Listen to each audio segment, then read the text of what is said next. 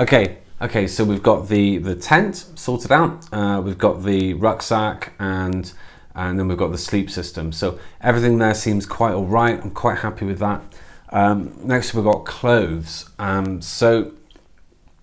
Okay, the first thing I'll say that I learned quite consistently, it featured on a lot of videos about hiking and camping, is that you do not need big chunky hiking boots. That's quite faddy actually. It's sold to the consumers more than the people that are really out there on trails and camping. Unfortunately, this is all I have this weekend. These are big chunk of boots, they're Carrymore.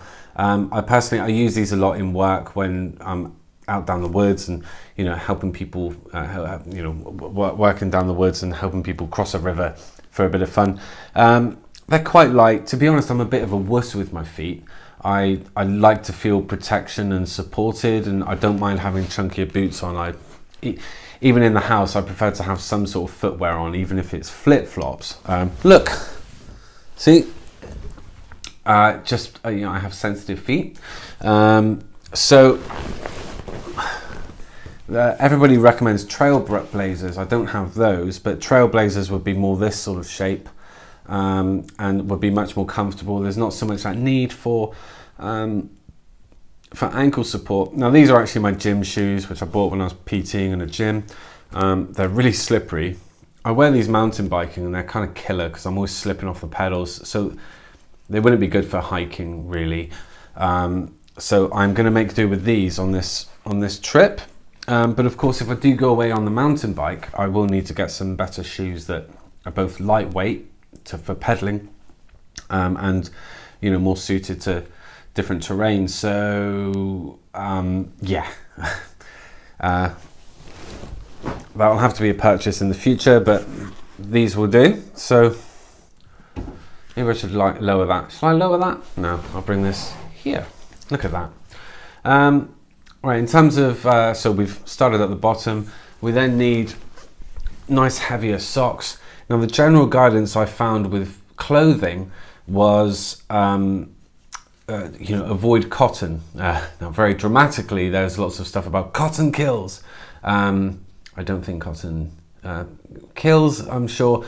But it's not wise to take out on a trail and stuff. It holds a lot of moisture, it becomes uncomfortable, it's difficult to dry.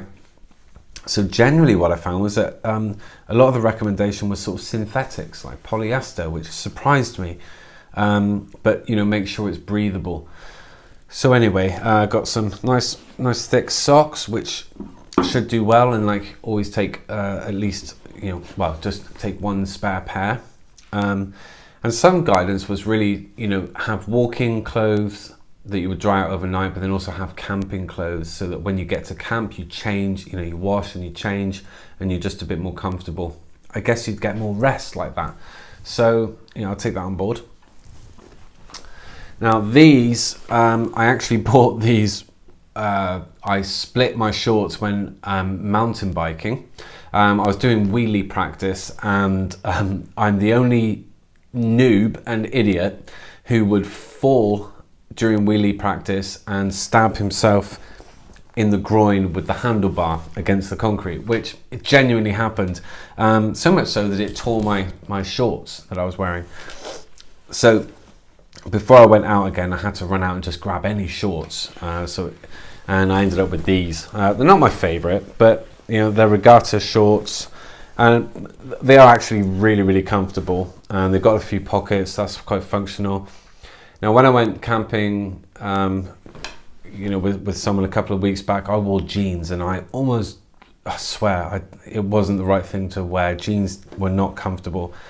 Consistently across some of the guidance I've looked at, the advice is to start a hike a bit cold, as in don't dress too heavily. You can always put layers on, but otherwise you're going to get all too sweaty, and that's going to make you damp and wet, and then you've got to dry out, and it just becomes a bit more uncomfortable. So I've got these shorts, and I'm really on a budget, and so I ended up going for, and I don't know if these are frowned upon in the circles, but I've got these zip off trousers. So I personally, I always prefer to wear trousers generally, but these are really light to hold. They're high gear. I think that's kind of like a budget make really, but you know, I think it's fine.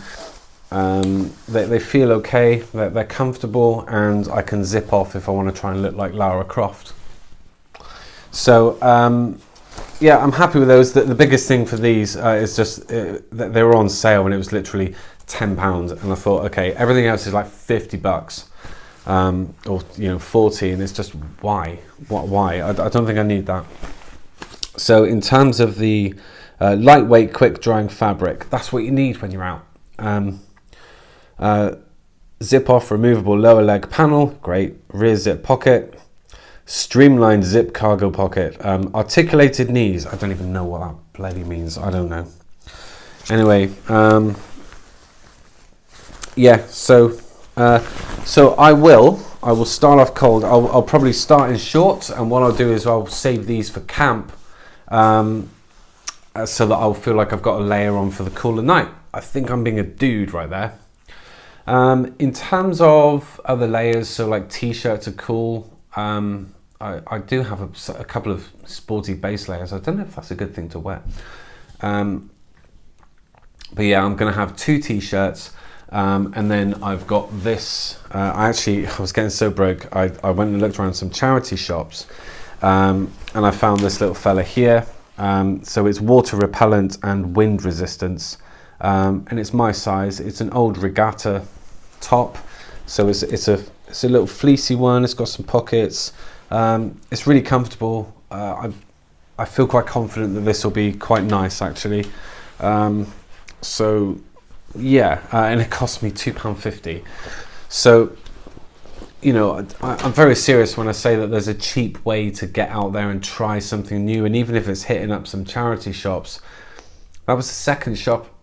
No, it was the first. It was the first shop I went in, and I found something that, you know, it's going to do the job. Now, it's obviously older regatta. It's not this season, but what, you know, people went to the moon with a computer as probably half as powerful as a calculator these days. You know what I mean?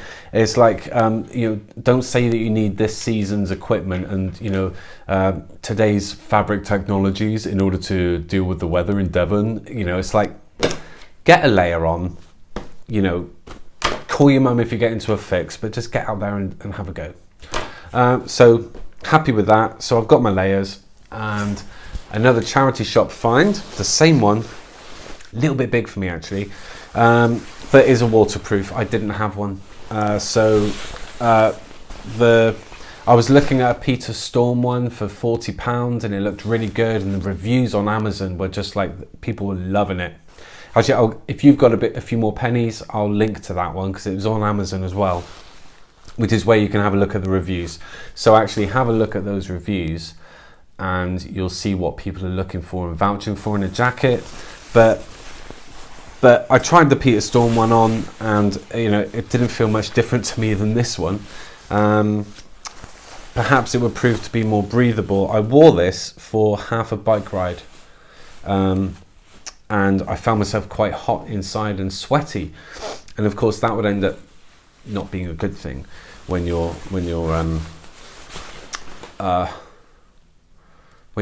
hiking. So yeah, it remains to be seen, but it seems quite nice. It's a Mountain Essentials made in China, so it's cheap as chips. So we'll see about that. Again, I'm not going to vouch for its breathability, but all the zips work, even the Velcro works, and it was £2. So £2 compared to, what was the other one? I can't, the Peter Storm one. Yeah. So that's my clothing. Last thing I got, and actually this was just, you know, in case it rained, and I thought, you know, just chuck stuff over, and it was a £5 from Go Outdoors.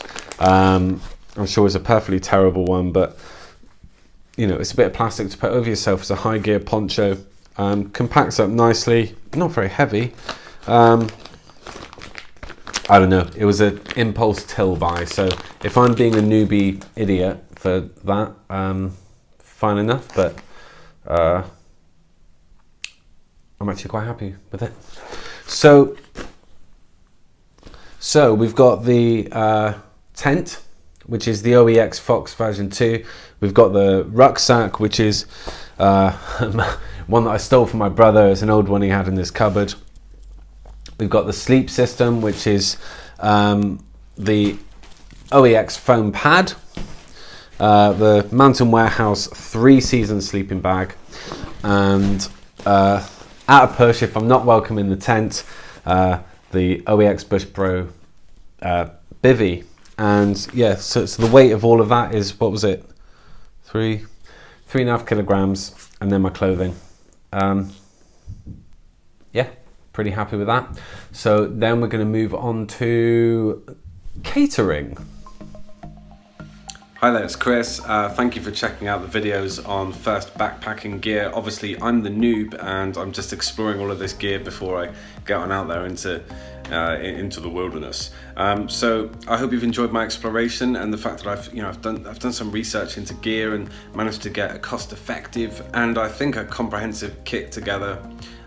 So yeah, just check those out, and there's hopefully info and links that you'll find useful. But yeah, it's kind of cool. I'm exploring and it's kind of fun. So there are 3 videos. The first one is on tents and sleeping system. The other one is on clothing, and another one on catering, like pots and stuff. So do keep going through those videos, and hopefully you'll learn something that will help you as you get your own kit together. All right, thanks so much. Cheers. Bye bye.